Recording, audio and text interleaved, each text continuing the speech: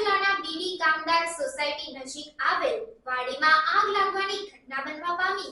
રાજુલાના બીડી કામદાર સોસાયટી નજીક આવેલ વાડીમાં આગ લાગવાની ઘટના બનવા પામી.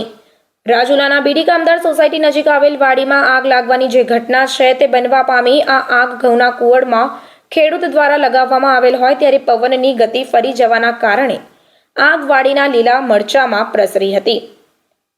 આગના પગલે ખેડૂત દ્વારા રાજુલા નગરપાલિકાના ફાયર ફાઇટરોને જાણ કરવામાં આવી ત્યારે નગરપાલિકા ફાયર ફાઇટર ઘટના સ્થળે પહોંચ્યા અને આગ પર પાણીનો મારો ચલાવવામાં આવ્યો હતો.